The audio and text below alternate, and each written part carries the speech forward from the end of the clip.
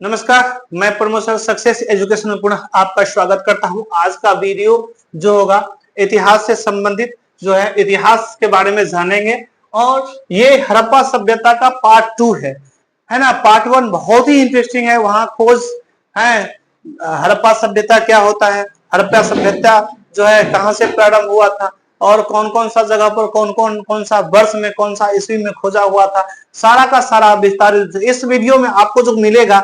इस वीडियो में ध्यान से देखेंगे तो हड़प्पा सभ्यता का विस्तार, नाम और कालखंड, नगर योजना, निर्माण काल, हड़प्पा सभ्यता का काल, आर्थिक जीवन, है ना। इसके अलावा जो है बहुत ऐसे चीज जो काफी इंपोर्टेंट है और ये सभी एग्जाम में पूछा जाता है। इसके अलावा धार्मिक जीवन, सामाजिक जीवन, विज्ञान और गणित, आंतरिक विघटन, पतन का कारण और इसके बाद लिपि लेखन, ये सारा चीज के बारे में विस्तार से पढ़ेंगे। चलिए शुरुआत करते हैं। हड़प्पा सभ्यता है ना, पार्ट 2। पार्ट 1 यदि नहीं देखे हैं तो प्ले स्टोर में जाके आप देख सकते हैं, है ना। और वीडियो यदि वीडियो की बात करते हैं तो वीडियो अच्छा लगेगा तो लाइक तो कर ही दीजिएगा, लेकिन चैनल पे नए हैं तो चैनल को सब्सक्राइब कर दीजिए, बेल आइकन दबा दीजिएगा, है ना।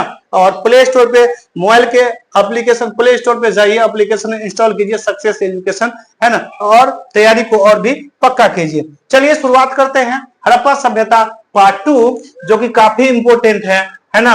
हड़प्पा सभ्यता का विस्तार, ठीक है, इसके बारे में अभी बात करेंगे, जानेंगे। नाम और कालखंड, चलिए नाम और कालखंड के बारे में सबसे पहले देखते हैं। हड़प्पा सभ्यता का नाम, हड़प्पा जगह का नाम है ना, हड़प्पा नामक स्थान पर आधारित है। हड़प्पा जो है एक स्थान का नाम है और उसी के आधार पर हड़प्पा सभ्यता है ना रखा गया। हड़प्पा सभ्यता लगभग 2500 ईसा पूर्व से 1900 ईसा पूर्व, 2500 ईसा पूर्व का मतलब ईसा मसीह का जन्म से 2500 वर्ष पहले की बात है कि नहीं, यानी आज से 4500 वर्ष लगभग, ठीक है, आज से लगभग 4500 के आसपास, ठीक है। ये 1900 ईसा पूर्व तक है ना फली फूली, यानी इसका मतलब ये हुआ जो 2500 ईसा पूर्व से ऐसा देखा गया, जो लगभग 2500 ईसा पूर्व से लेके और 1900 ईसा पूर्व तक ये इसका जो है ना फला फूला यानी विकसित हुआ, ठीक है, ऐसा माना जाता है, ठीक है, खोज में निकला, है ना। इसे सिंधु घाटी सभ्यता भी कहा जाता है क्योंकि सिंधु नदी के किनारे जो है ना नगर बसा हुआ था और सिंधु नदी के सभ्यता बोलिए चाहे हड़प्पा सभ्यता बोलिए एक ही होगा, है ना। पार्ट 1 में आप जाके आराम से देख सकते हैं, सीख सकते हैं, समझ सकते हैं, है ना। 2 नंबर की बात करें, देखिए 2 नंबर है नगर योजना, ठीक है, जो टाउन जो प्लानिंग होता है ना उसकी बात कर रहा है, नगर योजना, ठीक है। यह सभ्यता नगर योजना के लिए विश्व प्रसिद्ध है। ये सभ्यता जो नगर योजना के लिए विश्व प्रसिद्ध है, यानी नगर योजना जो उस समय डेवलप ऐसा हुआ था जैसे अभी के समय में क्या होता है ना, जो कोई भी घर बनाते हैं, कोई भी पुलिया बनाते हैं, चाहे रोड सड़क बनाते हैं तो इंजीनियर क्या करते हैं, वहां पे सारा काम करते हैं, देखते हैं कहाँ पे क्या जो है ना लगेगा, कैसे ये बनेगा, कैसे स्ट्रांग होगा, ठीक है, ये सारा का सारा नक्शा बनाते हैं। तो उस समय में भी ऐसा माना जाता है जो ये काफी डेवलप था क्योंकि नगर योजना ऐसे साक्ष्य मिला था ना जो लग रहा था जो हाँ इसमें भी कुछ जान है, पहले के समय में भी है ना इंजीनियर हुआ करता था, है कि नहीं। तो इस प्रकार से नगर 2 भागों में विभाजित थे। अब समझना है, नगर जो है 2 भागों में विभाजित थे, तो ध्यान से इंटरेस्टिंग है ना। ऊपरी नगर को है ना दुर्ग के नाम से भी जानते हैं।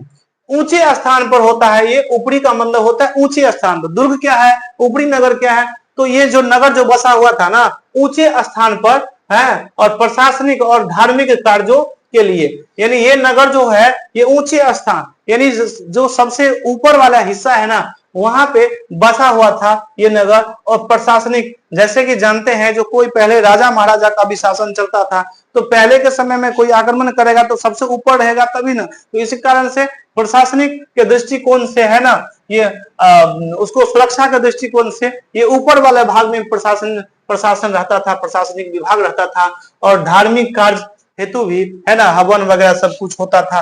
तो उस समय में धार्मिक कार्य के लिए भी ऊपर में ही उसका स्थान था, उसी को ऊपरी नगर या दुर्ग कहते हैं।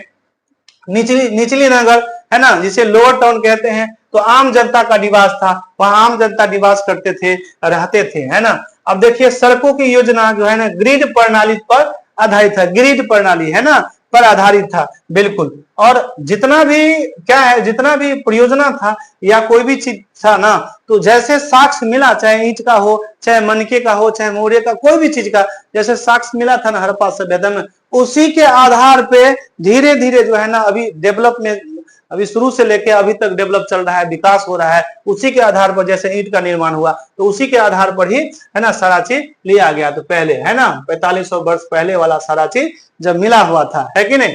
दयाराम साहनी इसके अलावा बहुत सारे खोजकर्ता थे, ठीक है। तो देखिए इसके बाद हम बात करते हैं घरों में कुएं। अब कुएं का निर्माण हम देखते थे, अभी के समय में कहीं कहीं कुआं पड़ा हुआ है, तो कुआं का पानी पीते थे, तालाब का पानी। तो उस समय में कुआं जो ये जो मॉडल जो बना ना कुआं, है ना, हम लोगों को तो कैसे हुआ, तो पहले जो हड़प्पा सभ्यता वगैरह सब में जो कुआं मिला हुआ था, पहले का जो साक्ष्य मिला हुआ, तो उसी के आधार पर कुआं, तालाब, है ना, पोखर, ये सब सारा का सारा नली नली बना था। तो घरों में कुएं, स्नान गृह यानी स्नानागार जो नहाने वाला होता है, और नलियां बनी हुई थी, बिल्कुल, है ना। कहाँ की बात है, तो वो हड़प्पा सभ्यता की बात है। मोहनजोदड़ो है ना का महान स्नानागार, ये कहाँ मिला था साक्ष्य, मोहनजोदड़ो का महान स्नानागार जो है ना वो हुआ था। तो प्रमुख उदाहरण यहाँ पे हड़प्पा सभ्यता का। बात करते हैं निर्माण कला। निर्माण कला में देखिए भवनों में क्या हुआ, पकी हुई है ईंट का प्रयोग हुआ। यानी हड़प्पा सभ्यता में कौन सा साक्ष्य मिला हुआ था, तो भवन जो बना हुआ था ना, वो भवन में पकी हुई ईंट था।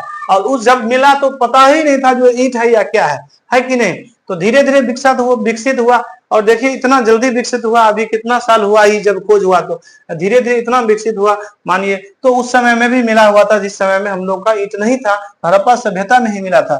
मकान 1 या 2 मंजिल के थे उस समय में, ठीक है। घरों में आंगन और कमरे थे। देखिए घरों में हड़प्पा सभ्यता में भी क्या मिला हुआ था, घर में जो चारों तरफ से घर है और आंगन था, और इसके अलावा जो है ना बहुत सारे कमरे थे उसमें।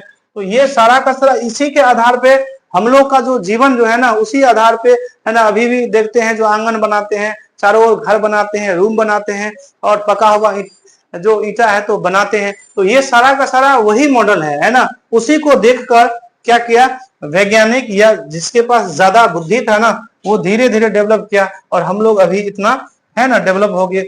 तो सार्वजनिक भवन भी थे, यानी सार्वजनिक भवन ऐसा भवन था जो सभी वहां पे जाता था, है कि नहीं। अनाज भंडारण करता था, स्नानगार यानी स्नान करता था, है ना, सभा कक्ष था, ये सारा का सारा सार्वजनिक भवन थे, जो सबका उसमें जो है सब अपना जो है फायदा लेता था, है ना। और ठीक है, इसके बाद हम बात करते हैं नंबर 4, आर्थिक जीवन की बात करें तो मुख्य आर्थिक गतिविधियां भी था। जैसे कृषि हो गया, कृषि में गेहूं, जौ, मटर, तिल और कपास, है ना। उस समय की बात है जहां पे खेती होता ही नहीं था, लेकिन हड़प्पा सभ्यता में मिला हुआ था साक्ष्य गेहूं का, मटर का, तिल का, कपास का। पशुपालन की बात करें तो बैल, भेड़, बकरी, कुत्ते और ऊंट, है ना, पशुपालन। यानी उस समय हड़प्पा सभ्यता में 4500 वर्ष पहले जो ऐसा माना जाता है, साक्ष्य मिला है, जो बैल, भेड़, बकरी, कुत्ते, ऊंट क्या करते थे, है ना, पालते थे। और शिल्पकारी की बात करें तो तांबा हुआ, है ना, कांसा हुआ, मनके, मोहरे, मिट्टी के खिलौने, ये सब सारा का सारा बनाते थे उस समय में। व्यापार की यदि बात करें तो पहले तो रुपया नहीं चलता था, लेकिन हड़प्पा सभ्यता की बात है ना, तो वहां पे लेकिन व्यापार की बात करें तो भीतरी और समुद्री दोनों, हालांकि हड़प्पा सभ्यता में मुद्रा भी मिला हुआ था, है ना, लेकिन उससे पहले जो है ना व्यापार की बात करें तो भीतरी और समुद्री दोनों, है ना। तो भीतर यानी वो जो सभ्यता था ना, वो अंदर भी और बाहर भी, समुद्र के उस पार भी, दोनों तरह जो क्या होता था, व्यापार होता था। विदेशी व्यापार, है ना, मेसोपोटामिया, ठीक है, ये काफी महत्वपूर्ण है, उससे क्या होता था, व्यापार होता था, है ना। मुद्रा नहीं थी, बिल्कुल मुद्रा नहीं थी, वस्तु विनिमय प्रणाली था। यानी वस्तु विनिमय प्रणाली का मतलब होता है एक वस्तु देते थे, आवश्यकता अनुसार दूसरा वस्तु को लेते थे, आदान प्रदान करते थे, है ना, ऐसे काम चलाते थे उस समय में। और अभी भी हम देखते हैं जो हर जगह होता है, ठीक है।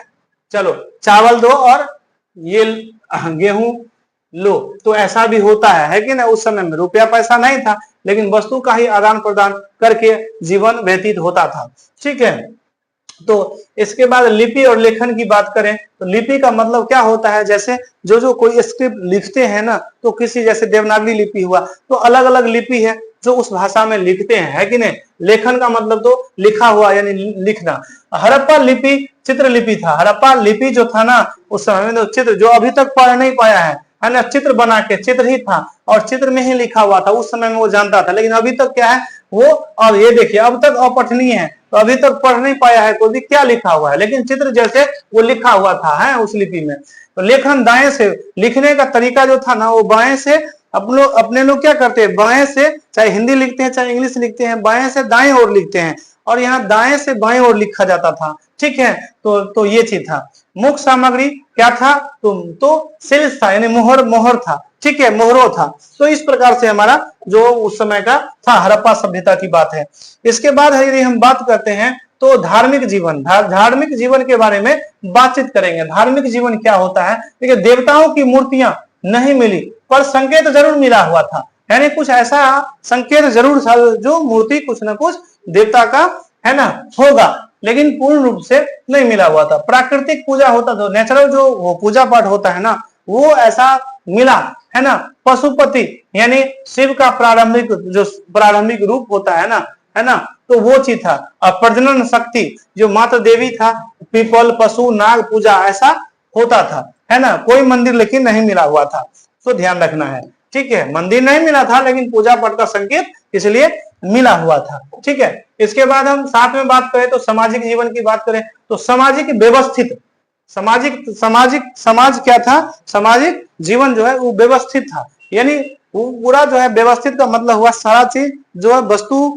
काम के अनुसार जीवन का जो रहन सहन है वो सारा का सारा जो ठीक ठाक था, व्यवस्थित था, है ना। आवश्यकता अनुसार हर वस्तु मिलता था, वस्तु का आदान प्रदान। महिलाओं की स्थिति सम्मानजनक थी, मतलब कोई दिक्कत नहीं था। भाई मातृ देवी है कि प्रणाम, मातृ देवी के प्रणाम, जैसे कि अभी हम बोले थे ना पूजा पाठ का संकेत मिला था तो मातृ देवी मान के उसको प्रणाम करते थे, ठीक है। श्रम विभाजन का मतलब होता है जो जितना भी व्यक्ति था वो अलग अलग दिशा में काम करते थे, बटा हुआ था श्रम विभाजन, है ना। परिधान की बात करो तो पुरुषों की धोती, है ना, महिलाओं की साड़ी जैसे पोशाक मिला था, ठीक है, ये चीज है।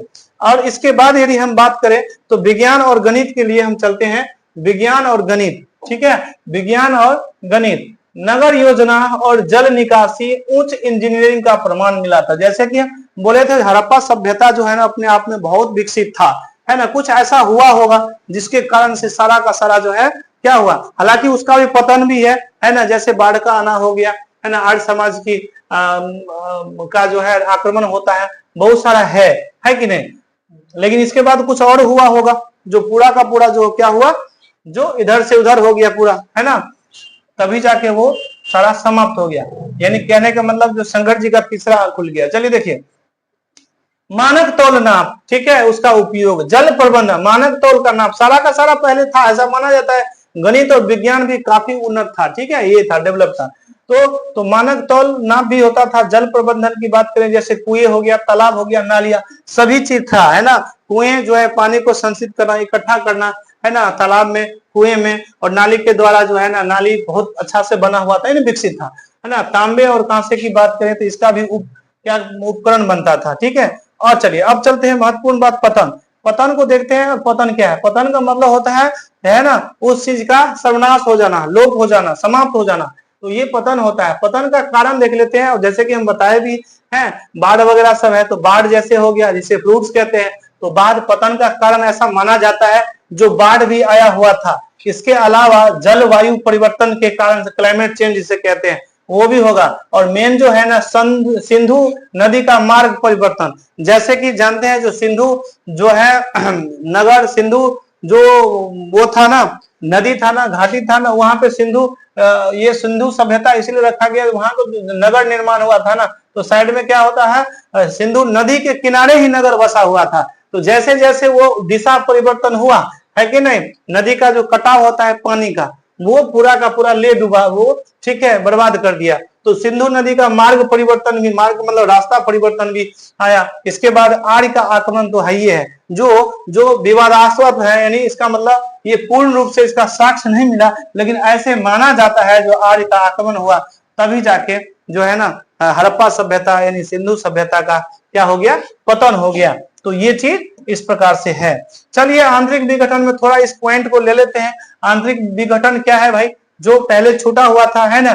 तो महत्व और विशेषता की बात करें जो काफी महत्वपूर्ण है, ठीक है। यहाँ देखिए सबसे पुरानी नगरी जो है मोहनजोदड़ो, ये सबसे पुरानी नगरी किसे माना जाता है, मोहनजोदड़ो। सबसे बड़ा स्थल राखीगढ़, ये ऑब्जेक्टिव में आराम से आता है। सबसे बड़ा स्थल राखीगढ़ जो हरियाणा में पड़ता है। बंदरगाह नगर जो लोथल में पड़ता है, गुजरात के लोथल में। और जल प्रणाली धोलावीरा जो अभी गुजरात में है। और कृषि प्रमाण कालीबंगा जो राजस्थान में है। तो ये सारा का सारा जो है ये विशेषता था, है ना, और उसका विवरण था। यदि निष्कर्ष की बात करें तो ध्यान रखना है हड़प्पा सभ्यता, इस पे निष्कर्ष हमारा क्या निकला, तो हड़प्पा सभ्यता भारत की प्राचीनतम और अत्यंत उन्नत सभ्यता था।